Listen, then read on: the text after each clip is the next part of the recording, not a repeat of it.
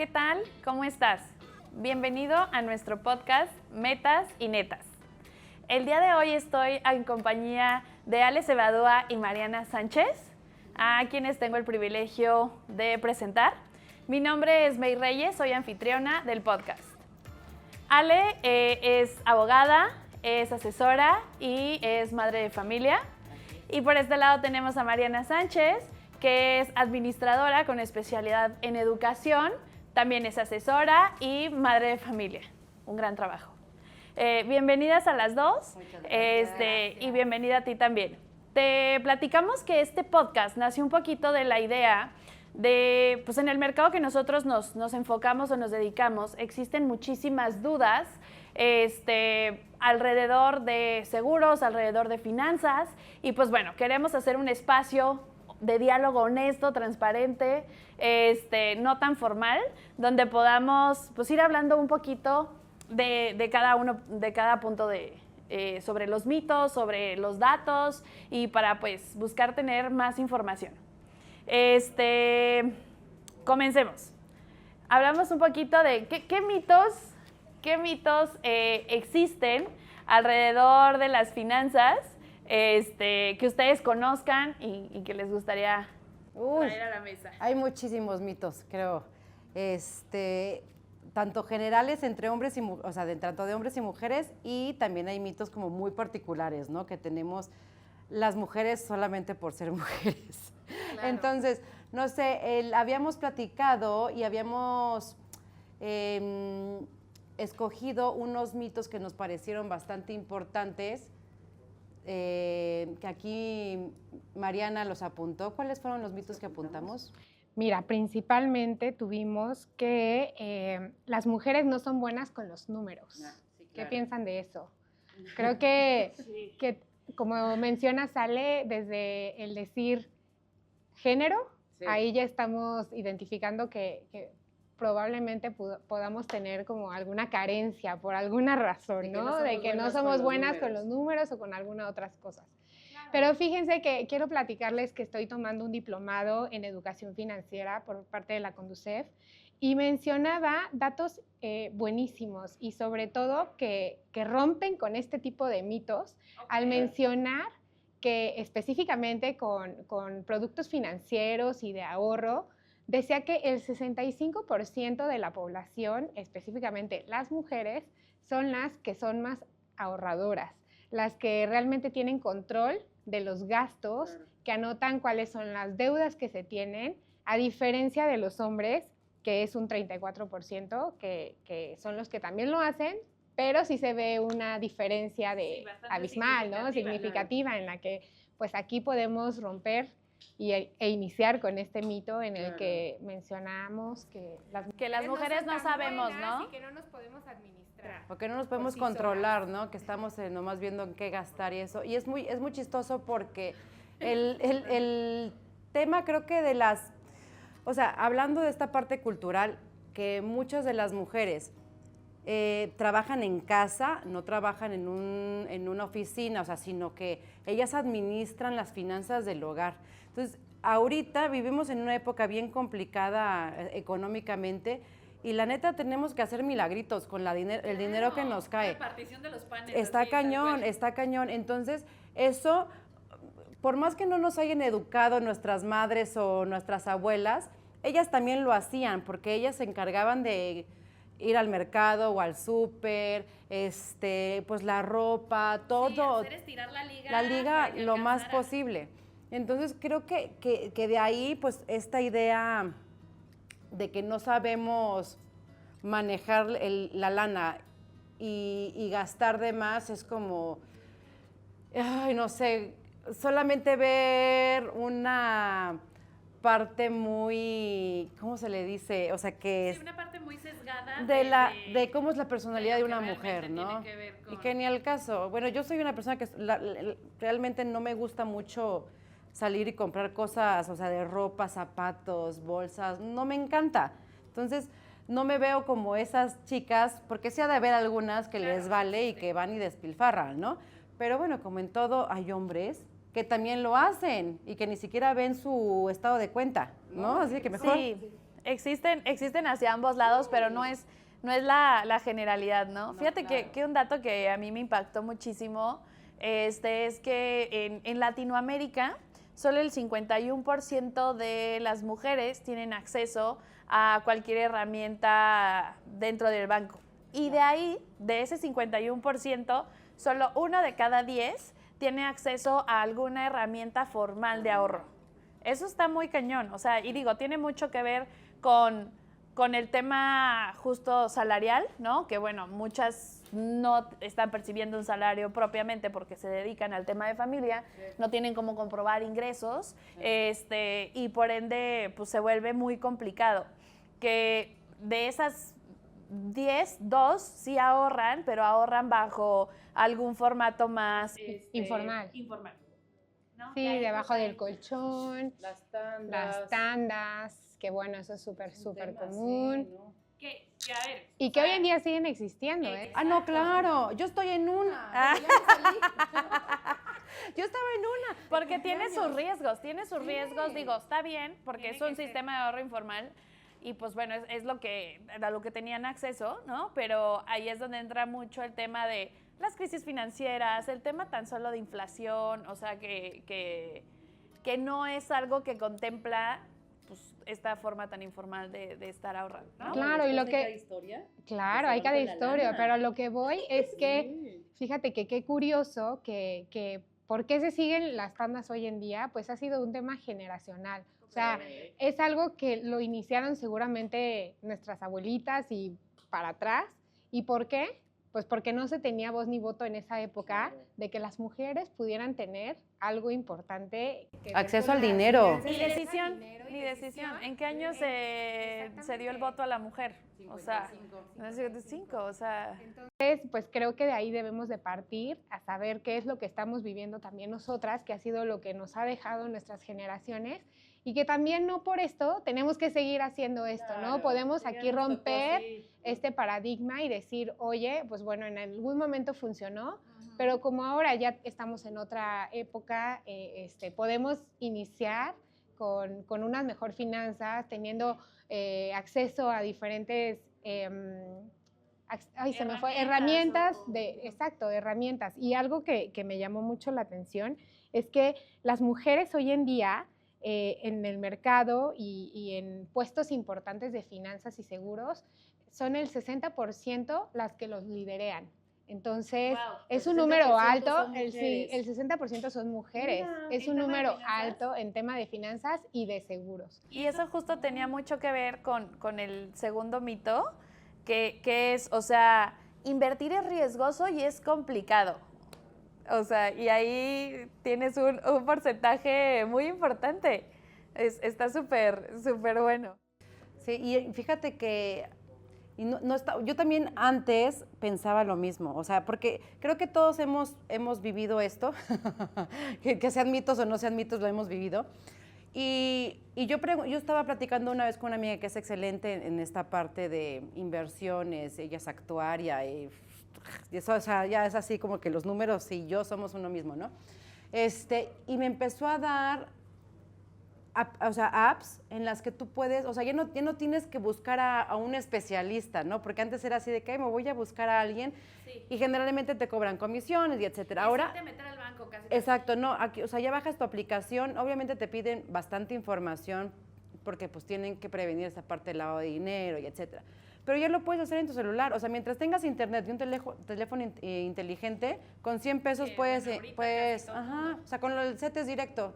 O sea, ya ni siquiera tienes que hacerlo con intermediarios, ¿no? O sea, tú solita le dices, quiero que cada mes me pasen esta cantidad de dinero y etcétera. El chiste es saber en qué te estás metiendo y que la empresa o la persona que te está apoyando para hacer las inversiones sea una persona que esté Regulada. Sí, porque después, que el típico que te llega el mensajito de WhatsApp, no, inviértele en tal, porque mi primo del sobrino del tío lo hizo y se ganó.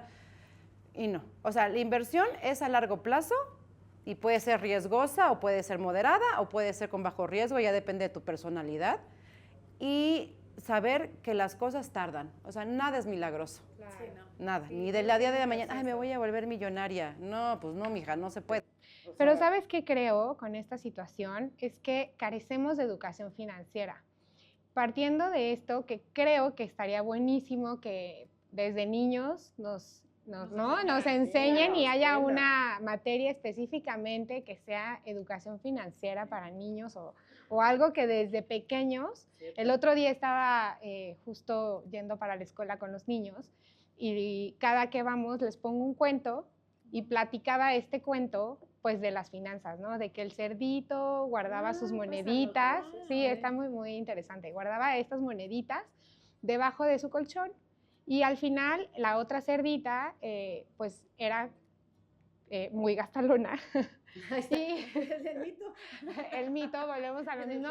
Pero en el cuento sí, digo, imagínate qué fuerte, ¿no? Sí. Que para hasta ejemplos de cuentos y sí, demás, claro, para niños se vea se continúa, sí, ¿no? Al final del día, ¿no? Pero bueno, en conclusión, decía que sí es muy importante que desde pequeños sepan la prioridad del ahorro, de realmente saber cuándo se tiene que gastar y el por qué se tiene que gastar y no nada más gastar por gastar, ¿no? Que hoy en día también tenemos esa problemática, que a veces es nada más por mero gusto o por llenar ciertas carencias o subir el ego o mostrar cosas que, bueno, no sé, ¿no? Pero al final, volviendo al tema de la educación financiera, sí es un tema que debemos de recalcar y que en nuestra sociedad se debe de inculcar más información y que seguramente tendremos mucha más información, muchos más invitados para poder ayudar en este tema, ¿no? Claro,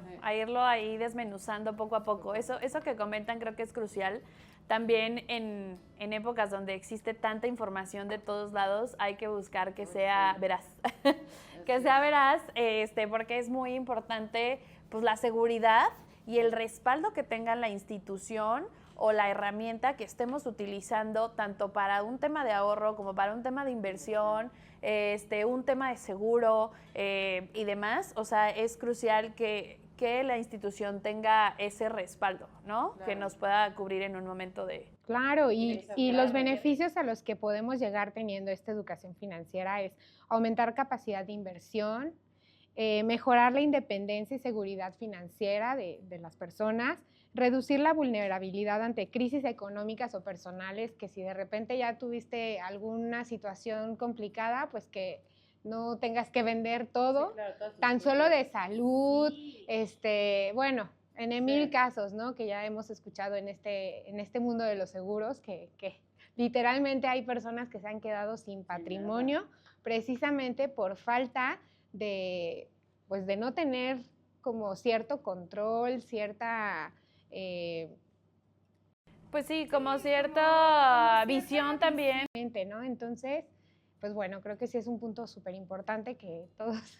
Deberíamos de... Sí, incluso, o sea, ahorita que mencionas eso, o sea, otro factor muy importante que a mí me voló un poco el cerebro cuando lo escuché es que la probabilidad de que tengamos un accidente es la misma como que te caiga un 4 aventando un dado o te caiga un 6, ¿sabes? O sea, la probabilidad es muy alta. Entonces, ¿qué vamos a hacer en caso de que eso suceda? O sea, sí es nuestra chamba, o sea, no podemos evitar que nos suceda, pero sí es nuestra chamba ver cómo mitificar o cómo reducir el impacto cuando eso llegue a suceder, ¿no? Entonces, bueno, vamos al siguiente mito. ¿El ahorro es solo de lo que te sobre o el ahorro es solo para quien gana mucho y tiene varios ingresos? ¿Qué piensan? Ay, sí.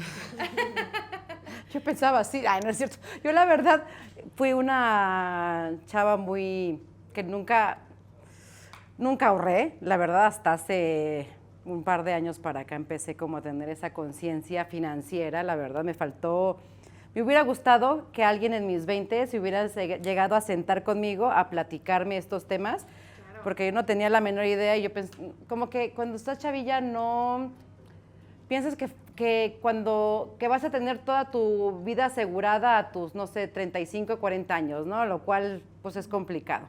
Entonces sí me hubiera gustado que alguien se llegara a sentar conmigo y decirme, a ver, de tu salario que pues, me iba bien, saca este porcentaje, mételo aquí y lo puedes meter acá. O sea, como que una dirección, que es lo mismo que estamos hablando, que no tenemos educación y no es algo que nos diga nuestra madre o nuestro padre en general. O sea, sí hay familias que son muy conscientes, muy estructuradas, y otras familias que no. A mí me tocó una familia que sí, mi papá ganaba dinero, mi mamá lo administraba en casa, nos daba todo, entonces como que nunca tuve yo como la necesidad o la culebrita de, ay, quiero invertir o quiero ahorrar, y etcétera, ¿no? Ya me cayó hace unos años para acá.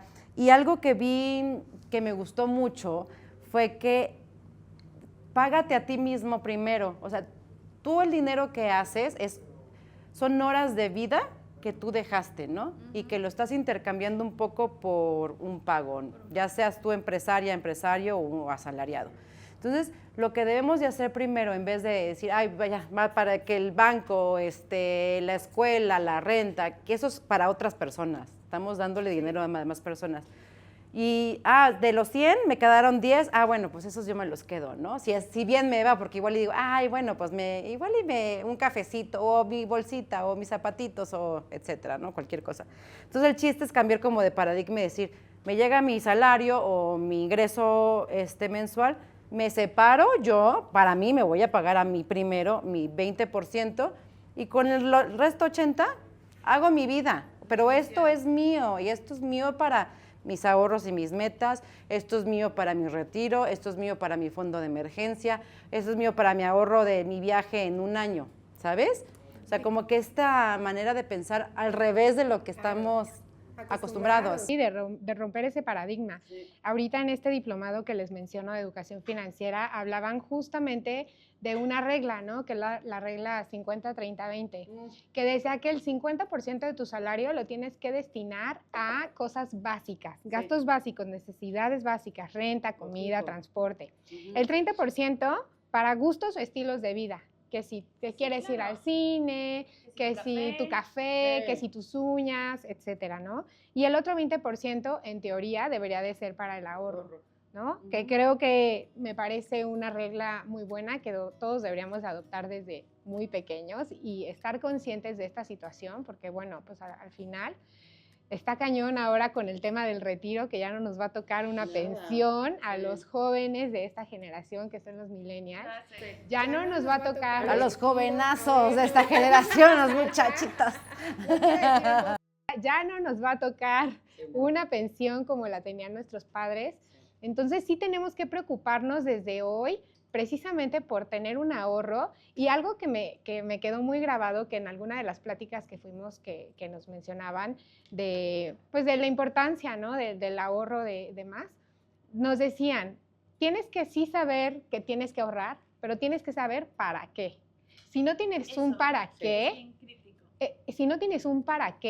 muy difícilmente lo vas a hacer. Claro. ¿Por qué? Porque no estás pensando para qué quieres lograr esa meta, ¿no? Entonces, ese es otro punto que me parece importantísimo, que sepamos para qué estamos ahorrando. No nada más ahorrar por ahorrar, porque para tener nuestro fondo de emergencia, que puede ser esa la meta, ¿no? Sí, eso que comentas es bien importante. O sea, yo, por ejemplo, les comparto, yo sí he sido como muy ahorradora siempre.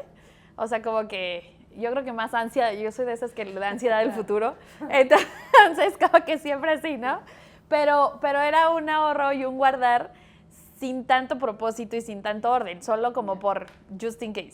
Sí. Y hasta hace no mucho, justo en un análisis financiero que me estaban haciendo, un análisis de necesidades, fue, a ver, ¿y el ahorro que estás haciendo es para algún viaje? ¿Es para algún, o sea, cuál es tu fondo de emergencia? ¿Cuál es tu, y yo...